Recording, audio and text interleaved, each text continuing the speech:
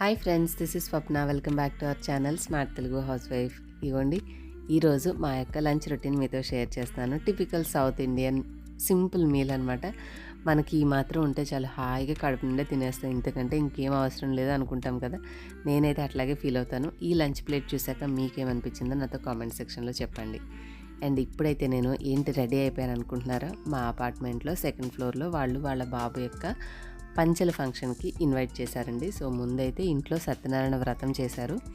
వెళ్ళి దేవుడి దగ్గర దండం పెట్టుకొని కనపడిన తర్వాత కింద యాజ్ యూజువల్ భోజనాలు ఉంటాయి కదా, సో భోజనాల టైంకి రమ్మన్నారు, వెళ్ళాము. ఇవ్వండి, మా నైబర్ ఎదురుగా ఉంటారనమాట భార్గవి, తను నేను ఇద్దరం కలిసేసి వచ్చి ఇక్కడ ఇంట్లో పలకరించిన తర్వాత ఇంకా కాస్త మాట్లాడుకుంటూ వెళ్ళిపోయాము. కిందకి వెళ్ళిన తర్వాత కాసేపు కూర్చున్నాము.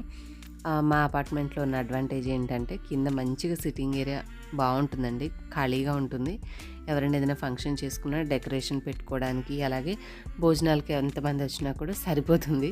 చక్కగా వచ్చిన వాళ్ళంతా ఇక్కడ కూర్చున్నారు. ఇలా కూర్చొని ఒక కాసేపు అయిన తర్వాత లంచ్ చేసేసుకొని ఇంటికైతే వెళ్ళిపోయాను. ఫంక్షన్ నుంచి ఇంటికి వచ్చిన తర్వాత ఇక వీడియో అయితే ఏం షూట్ చేయలేదండి. ఆ రోజు డే అంతా అయిపోయింది. ఇక నెక్స్ట్ డే నేను షూట్ చేసిన వ్లాగ్ మీతో షేర్ చేస్తున్నాను. ఇదేంటంటే ఆ రోజు కొంచెం స్టమక్ పెయిన్గా ఉండి దానికోసం నేను పెట్టుకునే హీటింగ్ ప్యాడ్ మీకు కూడా షేర్ చేస్తే యూజ్ అవుతుందని చూపిస్తున్నాను. ఇది యూఎస్బీ కేబుల్ తోటి రీఛార్జ్ అయితే చేసుకోవచ్చు. చిన్న కేబుల్ అండ్ మాన్యువల్ ఇస్తారు. ఇదేంటంటే మనకి 2 మోడ్స్ ఉంటాయండి. ఒకటి వైబ్రేషన్ మోడ్ ఉంటుంది, 1, 2, 3 లెవెల్స్ ఉంటాయి.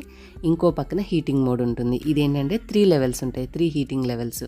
డబుల్ ట్యాప్ చేస్తే మనకి, డబుల్ ప్రెస్ చేస్తే స్టార్ట్ అవుతుంది, లాంగ్ ప్రెస్ చేస్తే ఆఫ్ అయిపోతుంది అనమాట. హీటింగ్ మోడ్ ఏంటంటే మనకి 45, 55, 65 డిగ్రీస్లో హీట్ అయితే ఉంటుంది. వైబ్రేషన్ కూడా కొంచెం 1, 2, 3 కొద్దిగా పెంచుతూ ఉంటుంది అనమాట. ఈ చివరి ఉన్నటువంటి చిన్న బటన్ ప్రెస్ చేస్తే ఈ బెల్ట్ అనేది ఈజీగా వచ్చేస్తుంది. మన నడుముకి ఎంతైతే సైజ్ సరిపోతుందో అంత అడ్జస్ట్ చేసుకుని ఆ బెల్ట్ అయితే నడుముకి ఫిక్స్ చేసుకొని అలా కూర్చొనైనా రిలాక్స్ అవ్వచ్చు. మీకు కావాలంటే వైబ్రేషన్ అండ్ హీటింగ్ మోడ్ అయినా పెట్టుకోవచ్చు.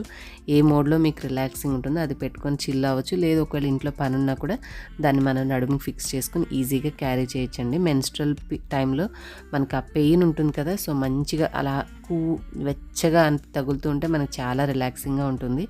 కన్వీనియంట్, హ్యాపీగా యూస్ చేసుకోవచ్చు. Rechargeable battery. 30 మినిట్స్లో మనకు ఒకవేళ కంటిన్యూగా యూస్ చేసిన ఆటో షట్ డౌన్ ఆప్షన్ ఉంటుందన్నమాట. దీంట్లో కర్వ్ షేప్ ఇవ్వడం వల్ల మనం నడుముకు పెట్టుకున్నా కూడా కన్వీనియంట్గా ఉంటుంది అండ్ ఎటువంటి సౌండ్ లేకుండా పోర్టబుల్గా ఉంటుంది కాబట్టి హ్యాపీగా మనం వర్క్ చేసుకుంటూ కూడా దీన్ని యూజ్ చేసుకోవచ్చు అండి. నాకైతే బాగా నచ్చింది. మీకు కావాలంటే లింక్ నేను డిస్క్రిప్షన్లో అలాగే పిన్ కామెంట్లో ఇస్తాను. ఆ లింక్ ద్వారా మీరు అమెజాన్లో నుంచి షాపింగ్ అయితే చేసుకోవచ్చు. అండ్ కమింగ్ టు మన వ్లాగ్, ఇక ఈరోజు మీకు పప్పు చేశాను కాబట్టి ఆకుకూర పప్పు. ఫస్ట్ అయితే డైరెక్ట్గా పప్పు కడిగేసేసి అన్నీ అందులో వేసేసి పెట్టకుండా కొద్దిసేపు అయితే కుక్ చేస్తానండి. అంటే మనం ఇవాళ ఆకుకూర పప్పు కదా, మొత్తం పప్పుతో పాటు ఎక్కువ విజిల్స్ రానిస్తే ఎక్కువగా ఉడికిపోతుంది కాబట్టి కాసేపు పప్పును ఉడికించిన తర్వాత ఆకుకూర వేద్దాము అని చెప్పేసి ఫస్ట్ అయితే దాన్ని ఆన్ చేశాను. ఇలా చేయడం వల్ల ముందు కాసేపు హైలో పెడితే మనకి పొంగు వస్తుంది, అది క్లియర్ చేసేయచ్చు.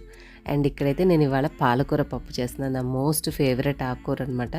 ఆకుకూర ఏవైనా బాగానే ఉంటుందండి. పాలకూర టేస్ట్ పాలకూరకు ఉంటుంది, తోటకూర టేస్ట్ తోటకూరకు ఉంటుంది. అండ్ చుక్కకూర అయినా లేదంటే మెంతి కూర అయినా దేని రుచి దానికే కదా. సో ముందైతే వాటిని నేను నానబెట్టేసి ఉంచాను. అండ్ ఫ్రూట్ జ్యూస్ చేద్దాం అన్నట్టుగా కొంచెం గ్రేప్స్ కూడా ఉంటే తీసి బయట పెట్టాను. అండ్ డిష్ వాషర్లో గిన్నెలన్నీ కూడా తీసేసి బయట ఉంచాను. అండ్ ఇవ్వండి, టీవీలో మీకు చూపించాను కదా, ఈ మధ్య కాలంలో టిబెటన్ మ్యూజిక్ అని, హిమాలయన్ మ్యూజిక్ అని, అంతకుముందు రిలాక్సింగ్ మ్యూజిక్ అని కొట్టేదాన్ని. అలా కాకుండా ఇవి పెట్టుకొని వింటూ పని చేసుకుంటున్నాను. అండ్ మా ఇంట్లో ఉన్న బ్రౌన్ రైస్ కొద్దిగా క్లీన్ చేయాల్సినవి, కొట్టాల్సిన కుంకుడుకాయలు ఇవన్నీ కూడా గుర్తుంటాయని చెప్పేసి బయట పెట్టాను. అండ్ ఇవి ఆకుకూర మీకు తెలుసా అండి, పొన్నగంటి కూర. ఇది కూడా వస్తే తీసుకొని అన్నీ గిల్లేసేసి ఈ రోజైతే పాలకూర కూడా ఉంది కాబట్టి అది లోపల పెట్టుకున్నాను అనమాట.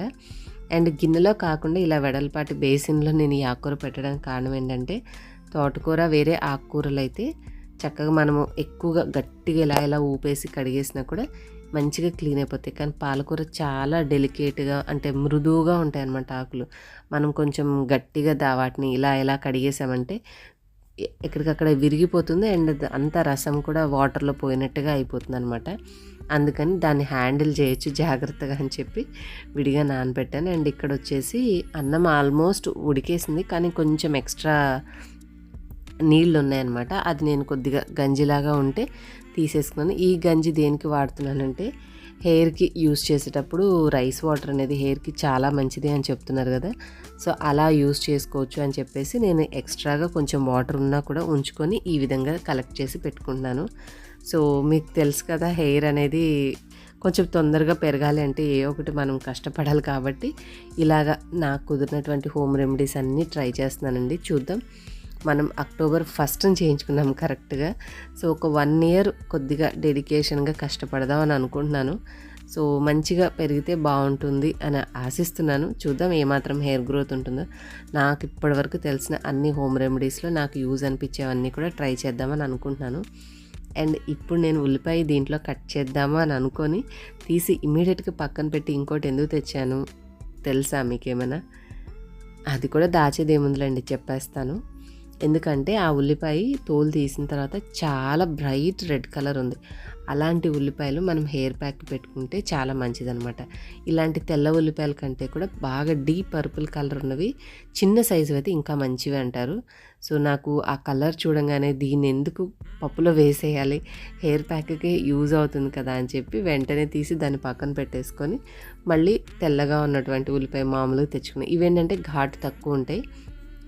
అలా డీప్ పర్పుల్ ఉన్న వాటిలో సల్ఫర్ కంటెంట్ ఎక్కువ ఉంటుంది కాబట్టి మనకి హెయిర్ ప్యాక్స్ లాగా పెట్టుకున్నప్పుడు ఆ బ్లడ్ సర్క్యులేషన్ అనేది జరిగి హెయిర్ అనేది మంచిగా పెరుగుతుంది అని అంటారు. సో, ఇవన్నీ ఏంటంటే మన నమ్మకాలు. కొన్ని సైంటిఫిక్‌గా ప్రూవ్ అయినవి ఉంటాయి. కొన్ని ఏంటంటే ఎప్పటినుంచో మన పెద్దవాళ్ళు ఇవి చెప్తూ వస్తారు కాబట్టి వాటిని నమ్మి మనం యూజ్ చేయడమే అనమాట. సో, అది చూడంగానే నాకు వెంటనే హెయిర్ ప్యాక్ వాడుకోవాలని అనిపించి పక్కన పెట్టేసుకున్నాను. అండ్ ఈ ఆకుకూర ఏంటంటే చాలా మృదువుగా క్లీన్ చేయొచ్చు అని చెప్పి జాగ్రత్తగా కరివేపాకు, పచ్చిమిర్చి అండ్ ఆకుకూర అన్నీ కూడా కొంచెం ఉప్పు, కొద్దిగా బేకింగ్ సోడా. ఇంతకుముందు బేకింగ్ సోడా వేసేదాన్ని కాదండి. కానీ బేకింగ్ సోడా కూడా వేసి బాగా 2 సార్లు అట్లా వాష్ చేసుకోవాలి. మెయిన్‌గా ఏంటంటే ఏవన్నా ఈ కాలంలో చల్లదనానికి మన కంటికి కనిపించకుండా ఎక్కువగా పెరిగే పురుగులు కానీ ఏమైనా ఉన్నాయనుకోండి, మనం ఇలా సరిగ్గా క్లీన్ చేయకుండా ఆకుకూర తిన్నప్పుడు అవి లోపలికి వెళ్ళి పొట్టలో నొప్పనో ఇంకేదో సమస్యలు వస్తాయి. కాబట్టి కాస్త ఇట్లాంటి ఉప్పు, బేకింగ్ సోడా వేసి కాసేపు బాగా నాననిచ్చి మంచిగా 2 సార్లు అట్లా వాష్ చేసుకుంటే అవి ఏమైనా ఉన్నా కూడా మనం ఈ కాలంలో ఆకుకూర తినకూడదు అది ఇది అంటారు కదా, ఒకవేళ తిన్నా ఏ సమస్యలు రావు అని నేను అనుకుంటున్నాను. అంటే కొంచెం క్లీనింగ్లో ఎక్కువ శ్రద్ధ చూపించడం అవసరం అని అనిపించింది. ఇంకా పచ్చిమిర్చి కూడా ఎక్కువ పెస్టిసైడ్స్ అవి కొడతారు కాబట్టి వాటిని కూడా ఉప్పు నీళ్ళల్లో వేస్తాను. మ్యాక్సిమం క్లీనింగ్‌కే నేను వంట చేసినంత సమయం తీసుకుంటానండి, మీరు నమ్ముతారో లేదో. అంటే నేను కాంప్రమైజ్ కాలేననమాట. మనం తినే గిన్నెల్ని తిరిగే ఈ కింద ఇంటిని, బండల్ని అన్నిసార్లు తుడిచేటప్పుడు మనం లోపలికి తీసుకునేటటువంటి ఫుడ్‌ని ఇంకా మరి ఎంత కాన్షియస్‌గా ఆలోచిస్తాం కదా! కాకపోతే ఏంటంటే వ్లాగ్స్‌లో ఇది చాలా బోరింగ్‌గా అనిపిస్తుంది ఒక్కొక్కసారి. ప్రతిరోజు కడిగిందే కడిగి, తుడిచిందే తుడిచి అని చెప్పి ఆ పని చేస్తాము. కానీ అంత లెక్క ట్రిమ్ చేసేసి లేదంటే షూట్ చేయకుండా పని అయిపోయి అన్నీ రెడీ చేసుకున్నాక వర్క్ అనేది చూపిస్తాం కాబట్టి బ్యాక్‌గ్రౌండ్ మీకు వర్క్ అనేది తెలీదు. సో, మీరు చూస్తే నేను ఇట్లాగా ఇంత కుస్తీ పడుతుంటాను అనమాట. నేను రోజువారీ చేసే వంట ఉపయోగించేటటువంటి కూరగాయలని క్లీన్ చేయడానికి. సో, అది దానికి మనం ఇంకేం చేయలేము. అలవాటైన ప్రాణం క్లీన్ చేయకపోతే అది తింటున్నా కూడా ఏదో ఇక లోపల ఒక తెలియని భయం అనేది ఉంటుంది. సో, ప్రాపర్ క్లీన్ చేశాక ఆ కౌంటర్ అంతా మళ్ళీ నీట్‌గా క్లీన్ చేసుకొని అన్నీ కూడా నాకేంటంటే వంట చేసేటప్పుడు ఒక్కొక్కసారి ఎప్పుడో హడావిడి ఉంటే తప్ప ఇటు కట్ చేస్తే అటు వండేస్తూ ఉంటాను. కానీ మ్యాక్సిమం అన్నీ కూడా చక్కగా రెడీ చేసి అలా పక్కన పెట్టుకుంటే వంట చాలా తేలిగ్గా అనిపిస్తుందండి.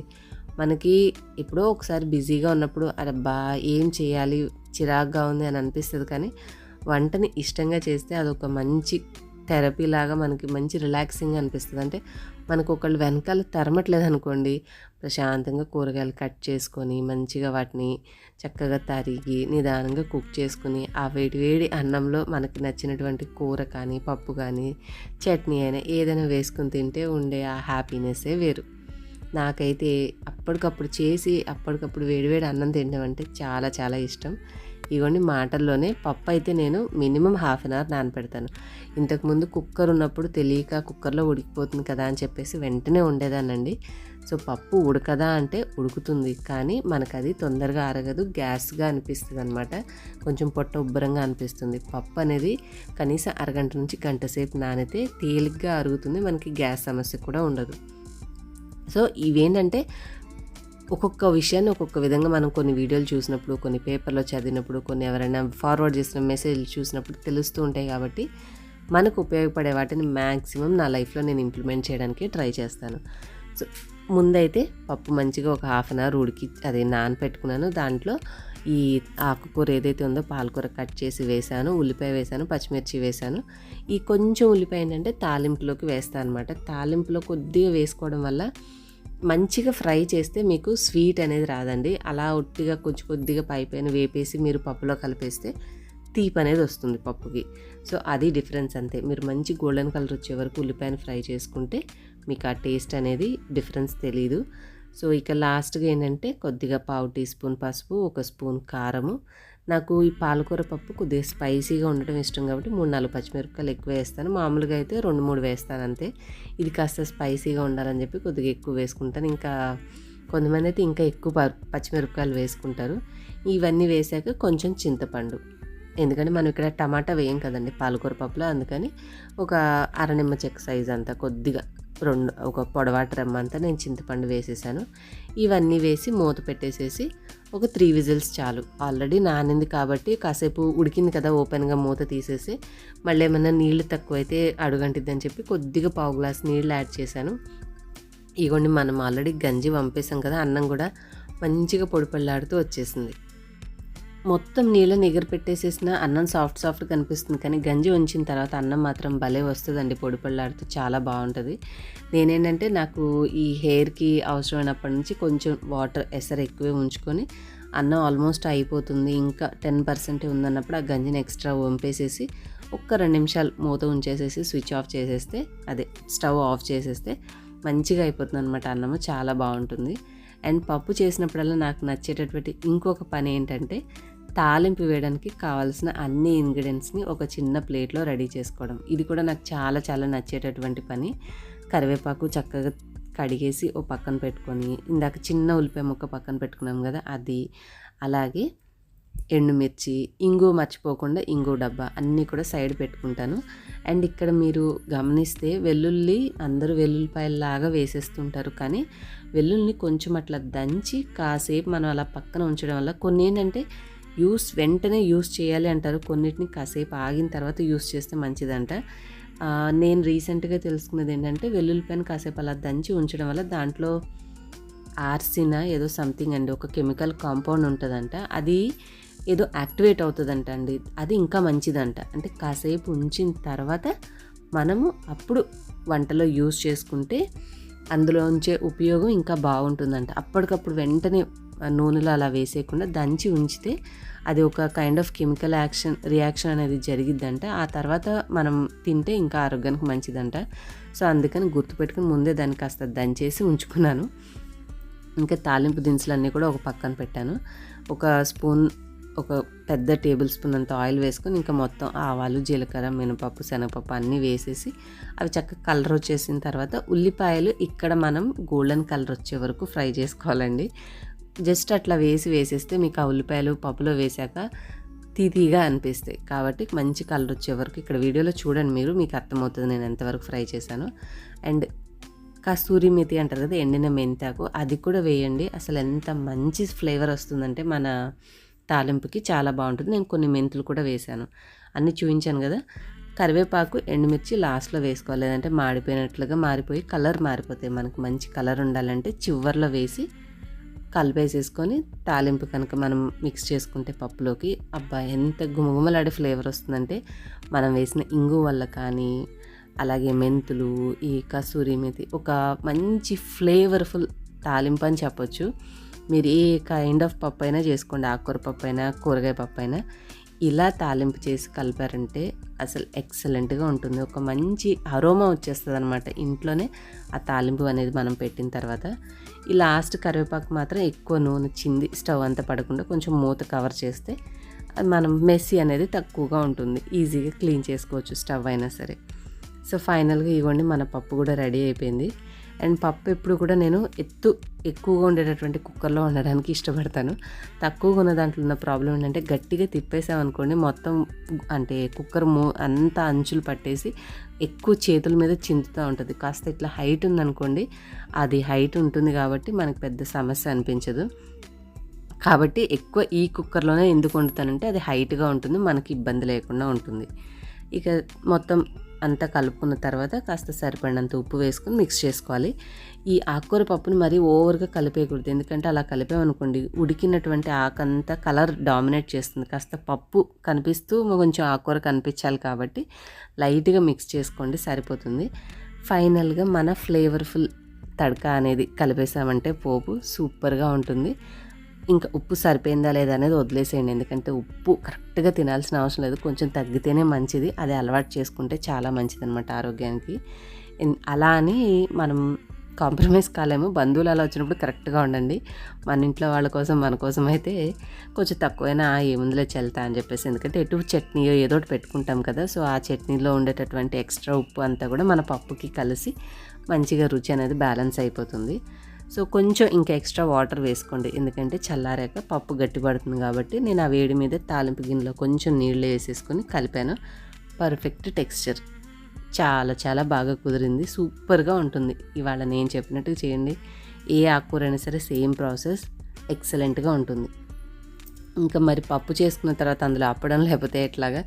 అప్పడాలు ఏంటంటే మామూలుగా నేను ఆయిల్లో డీప్ ఫ్రై చేయకుండా మైక్రోవేవ్ ఓవెన్లో పెట్టుకుంటాను. మైక్రోవేవ్ ఓవెన్లో మీరు తినండి, కాకపోతే కుక్ చేసిన వెంటనే కాకుండా కొంచెం సేపు ఆగిన తర్వాత తినాలన్నమాట. సో అది చేస్తే మనకు అంత ఆరోగ్యానికి ఎఫెక్ట్ అయితే ఉండదు. మనం ఇప్పుడు రెడీ చేసి పెడితే ఇంట్లో తినేసరికి టైం పడుతుంది కదా, సో అందుకని మనం ఈ మాత్రం ఆయిల్ కూడా అప్లై చేయకుండా చేసుకోవచ్చండి, బాగానే ఉంటాయి. కానీ కొంచెం ఆయిల్ వేస్తే ఆ లిటిల్ ఎక్స్ట్రా క్రిస్పీనెస్ అనేది టేస్ట్ బాగుంటుంది. అందుకని నేను ఏదో లైట్గా కొంచెం అప్లై చేసుకున్నాను అంతే. ఇది వచ్చేసి మైక్రోసేఫ్ గాజు బౌల్ అనమాట, మామూలు గాజుది కాదు, మైక్రోవేవ్ ఓవెన్లో వాడేవి సపరేట్గా ఉంటాయి. దానివల్ల ఏంటంటే ఆ వేడికి ఇవి తట్టుకొని ఉంటాయి. మామూలు పెట్టామనుకోండి కొంచెం వేడి ఎక్కువైతే టప్ అని అందులోనే పగిలిపోతాయి. సో దాంట్లో పెట్టేసేసి ఒక 40 సెకండ్స్. నా start button by default 30 seconds ఉంటుంది, 2 టైమ్స్ నొక్కితే అది 60 సెకండ్స్ వస్తుంది. కానీ నేను మధ్యలోనే చూసుకొని ఆ టైం మళ్ళీ మైనస్ నొక్కేసేసి తగ్గించుకుంటాను అనమాట. 2 టైమ్స్ మైనస్ నొక్కితే 10 సెకండ్లు తగ్గుతుంది. సో నాకు ఒక 40 సెకండ్స్లో అయిపోతుంది. ఎక్కువసేపు పెట్టామనుకోండి అది మాడిపోతాయి కూడా తొందరగా. సో దీంట్లో పెట్టుకోవడం వల్ల ఏంటంటే డీప్ ఫ్రైకి పెట్టాల్సిన ఆయిల్తో పని ఉండదు, ఎక్స్ట్రా ఆయిల్ మిగిలిపోయి అదంతా పొడి పొడి అయిపోతుంది కదా మన అప్పడం మీద ఉన్నటువంటి పౌడర్ వల్ల. సో ఆ మెస్సీ అంతా ఉండదన్నమాట, చక్కగా ఇందులో చేసేసుకోవచ్చు. పక్కన పెట్టేసేసుకుంటే మనం తినే టైంకి వెంటనే తినం కాబట్టి మనకు ఆ హెల్త్ ఏమైనా పాడేద్దేమన్న భయం కూడా ఉండదన్నమాట. చూసారా ఎంత పర్ఫెక్ట్గా వచ్చినాయో, సింపుల్గా ఆయిల్ ఫ్రీగా అప్పడాలు కూడా రెడీ అయిపోయినాయి. ఇంకా ఫైనల్గా ప్లేటింగ్ చేసేసుకుందాము. ఇటు పక్క నేనైతే పాలకూర పప్పు అయితే పెట్టేశానండి. తర్వాత కొద్దిగా నెయ్యి వేసుకున్నాను. పప్పులో నెయ్యి వేసుకుంటే ఉండే టేస్టే వేరు. నాకు పచ్చడి అన్నం కంటే కూడా పప్పు అన్నంలో నెయ్యి అనేది చాలా చాలా ఇష్టం, అండ్ టేస్ట్ కూడా బాగుంటుంది. అండ్ 2 అప్పడాలు పెట్టుకొని కొంచెం కరివేపాకు కారం వేసుకొని పెరుగు అలాగే దాంట్లో ఉప్పు వేసుకుని అన్నంతో తినకపోయినా కూడా ఆ పెరుగు ఒకవేళ మనం కావాలంటే కొంచెం బెల్లం పొడి వేసుకొని డెజర్ట్లా కూడా ఎంజాయ్ చేయొచ్చు. అండ్ మంచిగా అన్నం, ఇదైతే వైట్ రైస్ కాదండి, 1 పాలిష్ రైస్, అందుకే మీకు అలా కనిపిస్తుంది. పెట్టుకొని ఇంకొంచెం వేడివేడి నెయ్యి అన్నం మీద కూడా వేసుకొని లాస్ట్లో కాస్త తీపి కోసం నేను కొంచెం ఆర్గానిక్ బెల్లం చిన్న ముక్క కట్ చేసి పెట్టుకున్నాను. సో ఎలా ఉందండి ఇవాళ వీడియో, మీకు నచ్చిందా? నా యొక్క లంచ్ ప్లేట్లో రెసిపీస్ నచ్చాయా? నచ్చితే ఒక చిన్న లైక్ చేయండి, షేర్ చేయండి. మరిన్ని వీడియోస్ కోసం మన ఛానల్ సబ్స్క్రైబ్ చేసుకుని ఇన్స్టాగ్రామ్ అండ్ ఫేస్బుక్లో కూడా ఫాలో చేయండి. నెక్స్ట్ వీడియోలో మళ్ళీ కలుద్దాం.